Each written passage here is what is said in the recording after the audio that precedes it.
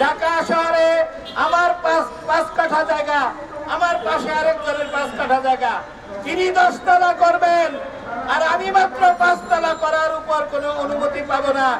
এর চাইতে বড় জুলুম, এর চাইতে বড় দুর্নীতি, এর চাইতে বড় বৈষম্য আর কিছু হতে পারে না। প্রিয় দেশবাসী, প্রিয় ঢাকা শহরের ক্ষতিগ্রস্ত ভূমি মালিকগণ, আমি আবার ঘোষণা করছি, মাননীয় প্রধান উপদেষ্টা প্রফেসর ডক্টর মোহাম্মদ ইউনূস স্যারের প্রতি আমি আহ্বান জানাচ্ছি, আকুল আবেদন জানাচ্ছি। আমাদের দাবি অত্যন্ত স্পষ্ট, আমাদের দাবির মধ্যে কোনো রাজনৈতিক নেতৃত্ব নেই। আমরা ক্ষতিগ্রস্ত ঢাকা শহরের ভূমি মালিকরা রাস্তায় নামতে বাধ্য হয়েছি। তার মাত্র 4 দিন পর 12 ডিসেম্বর রাজউকের চেয়ারম্যান তার নিকট আমরা স্মারকলিপি দিয়েছি।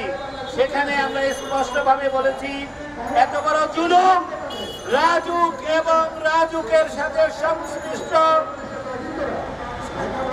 কুখ্যাত স্বৈরাচারী সরকারের প্রেতাত্মারা এই আইন করে আমাদের অগ্রযাত্রাকে ব্যাহত করার যে হীন ষড়যন্ত্রে লিপ্ত রয়েছে, তার প্রতিকার চেয়ে আমরা রাজউকের চেয়ারম্যান মেজর জেনারেল সিদ্দিকুর রহমানের কাছে আমরা আমাদের স্মারকলিপি পেশ করেছি। আমরা সেখানে তাকে পরিষ্কারভাবে আমাদের দাবির কথা বলেছি। এই জুলুম, এই বৈষম্যের কথা আমরা পরিষ্কারভাবে সেদিন 12 ডিসেম্বর 2024 আমরা জানিয়েছি। কিন্তু অত্যন্ত পরিতাপের বিষয়, রাজউকের কানে পানি ঢুকছে না। আমরা জানাতে চাই, শান্তিপূর্ণ রাজনৈতিক এই প্রতিষ্ঠানের মাধ্যমে আমাদের প্রতি যে জুলুম করা হচ্ছে, এই জুলুমের অবসান না হওয়া পর্যন্ত ঢাকা শহরে ক্ষতিগ্রস্ত প্রায় 2 লক্ষ জমির মালিক পথে নামবে ইনশাআল্লাহ।